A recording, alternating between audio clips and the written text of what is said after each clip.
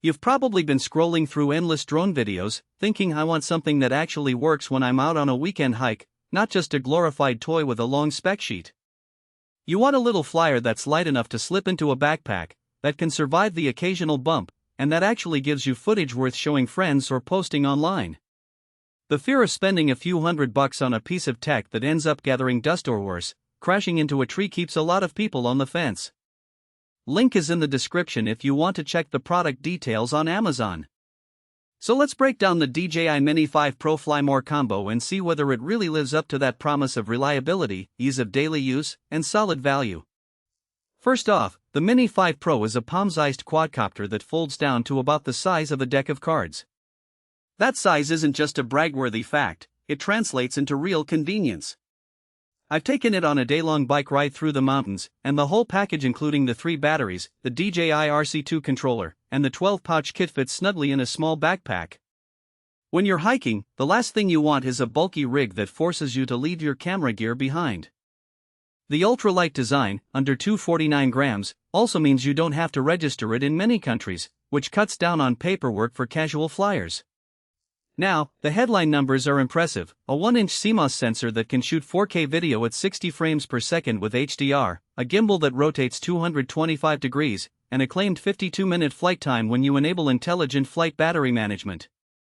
Those specs sound like they belong on a professional rig, but what matters is how they behave in the real world.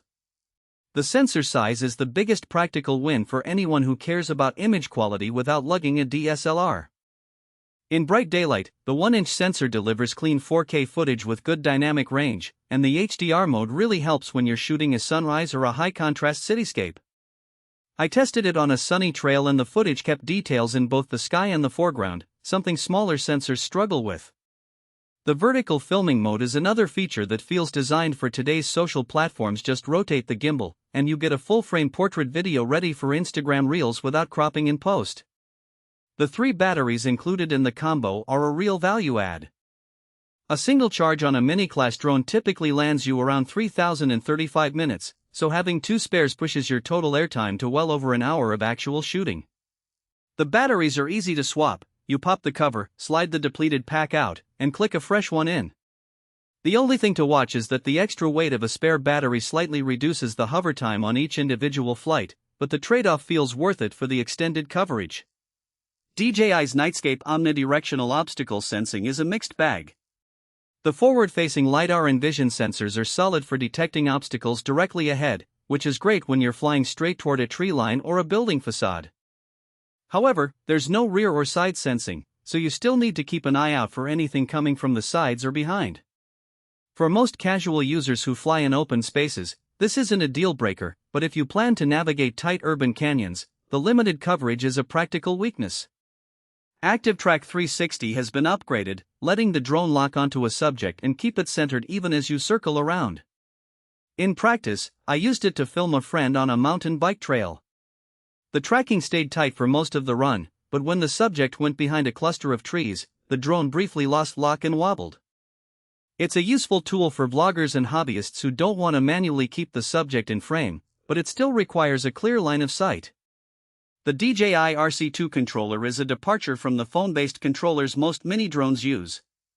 It has a built-in 5-inch screen, which eliminates the need to carry a smartphone and worry about battery drain on that device. The screen is bright enough for sunny days, though you'll notice a slight glare if you're directly facing the sun.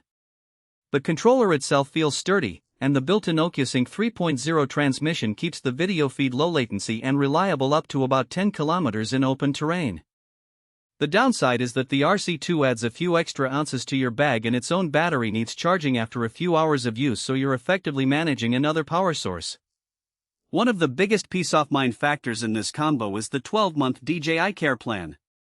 It covers accidental damage and liquid ingress, which is a rare but real risk when you're flying near water or in unpredictable weather. For a $900 plus price tag, having that safety net can justify the purchase for anyone who's nervous about crashing on a first flight. If you're the type who always buys a cheap drone and then throws it away after a mishap,